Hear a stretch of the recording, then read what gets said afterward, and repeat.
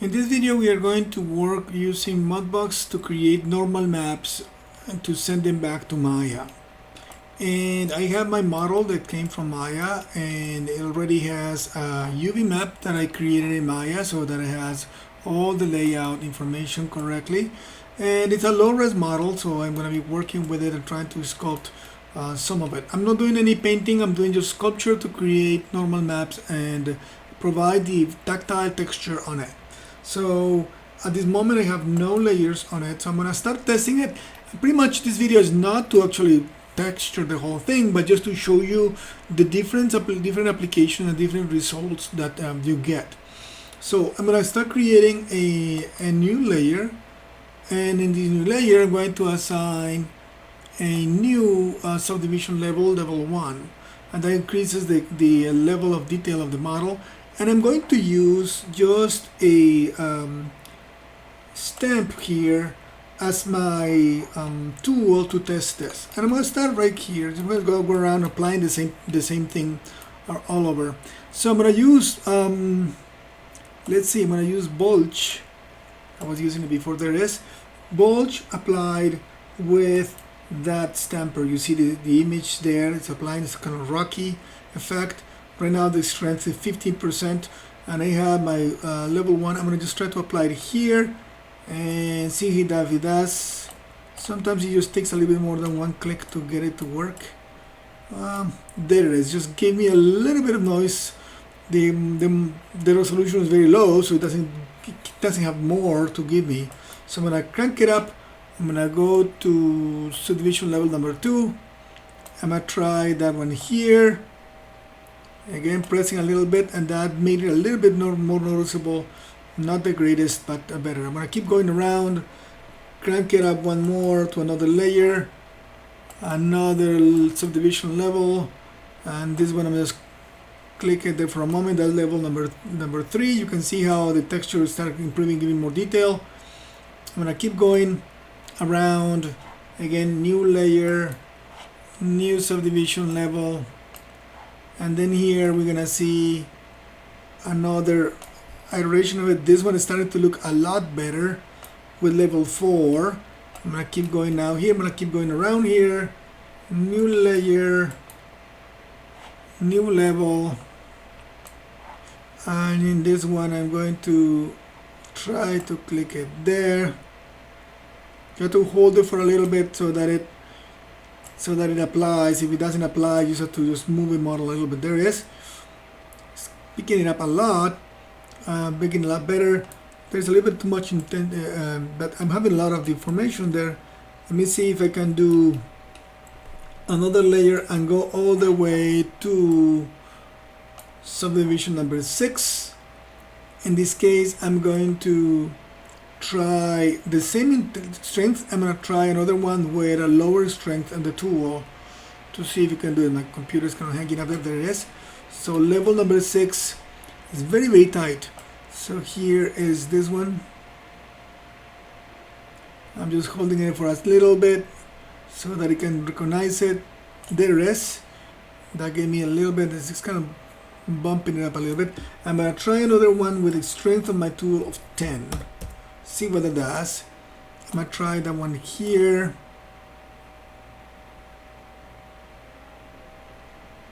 So the one that we just did was 15. All of the previous one were 15. This one is 10. I'm going to try strength of 5 for another one here. Oh, actually it's overlapping with the low res one. Let me undo that one. See if I can undo it. I'm going to just push it a little bit more to the shoulder. That way it doesn't overlap with my first one.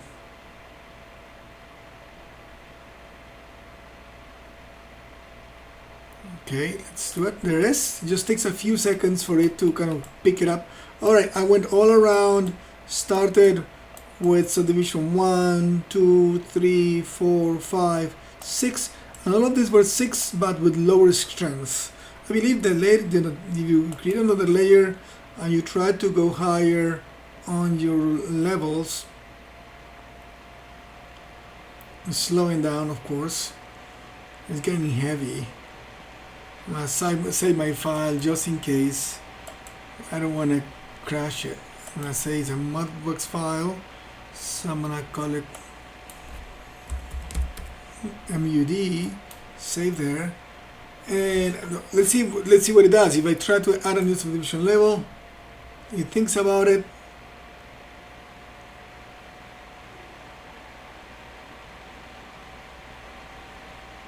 Oh, actually gave me subdivision 7, so really, for some reason I thought it was 6 was the maximum, maybe 7 is the maximum.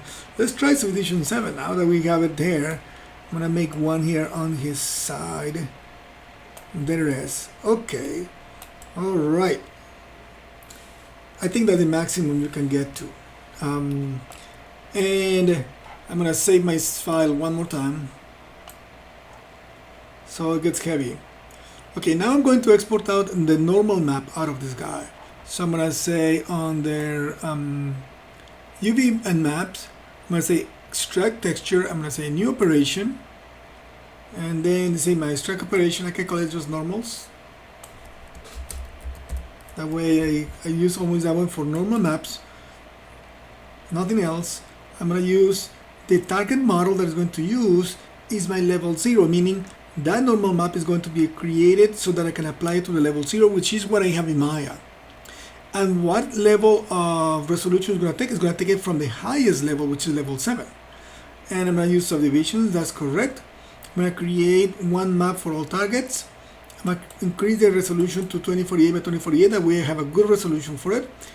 Compatibility with Maya, yes. Tangent, yes, that's what normal does.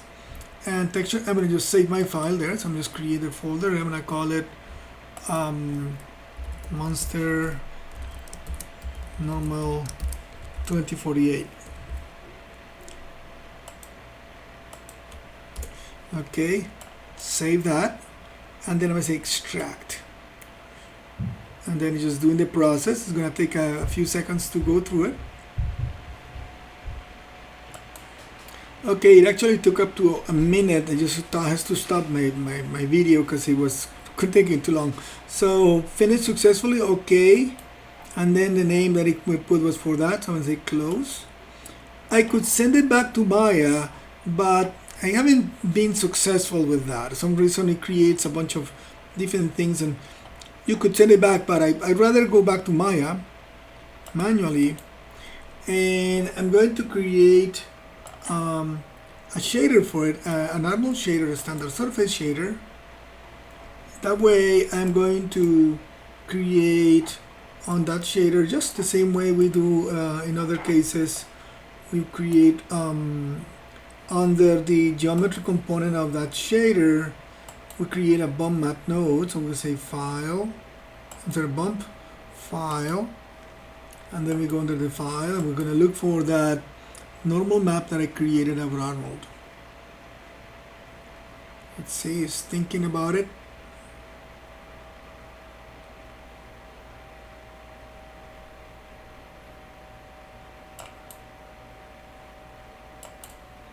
Alright, it's coming up. There it is. This is my software is having a little bit of a trouble to get it. So there it is. I'm going to look for my texture, which is the monster one. Monster.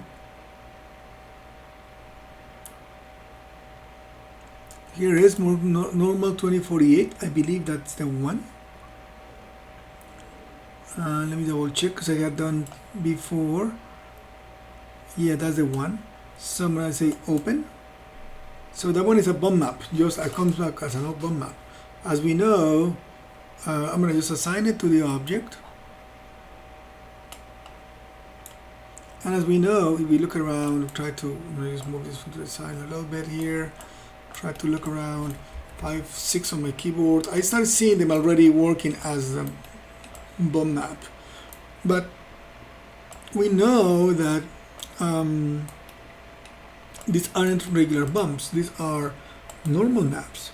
So I'm going to go to my bump node and change it so that it uses it as a tangent space normals. That way you have a better result out of it. Alright, so now I'm looking at it now, and it's showing me the results for all the different levels that I want to use. So I'm going to try I'm going to create a skydome here. Skydome might not be the best way, but I'm going to try skydome. I'm going to connect to that skydome a HDRI map or picture. That way you have a better resolution for it. I'm going to use the same one we used before, which is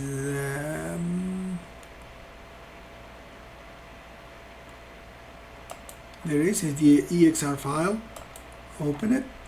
I'm going to try rendering that out to see what happens.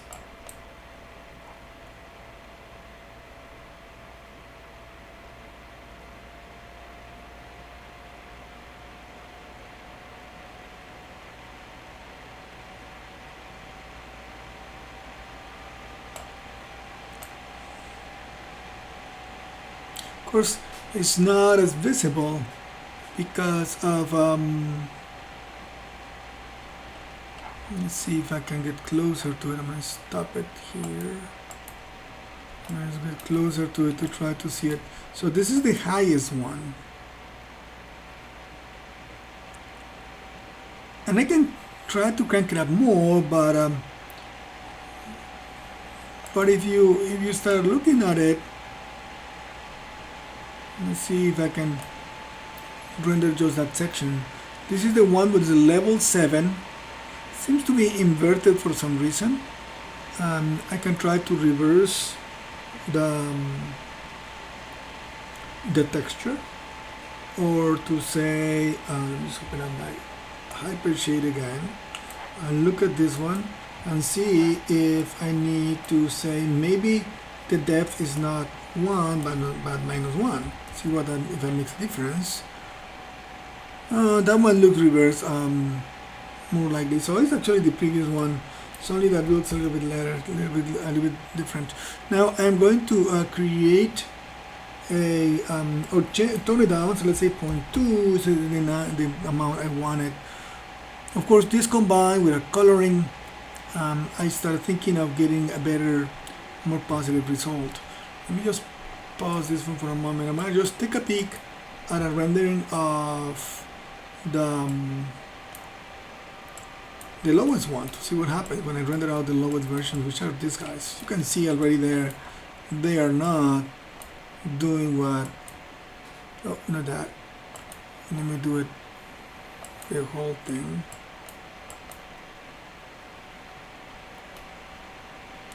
So obviously it's not the best thing. You can combine, let's say you can have a very low res version, and then on top of that, on another layer, put a higher res version, so you have like a 2 overlapping on top of each other. But it's up to you. It depends on what you want to do at the end. I think this is a good exercise. That way you start getting and seeing what it is that each one of the different levels give you. Of course, normal maps are not true, because if you just look at here, of course, you don't see any displacement of the geometry. Alright, hopefully that gives you an idea to work with normal maps from Mudbox.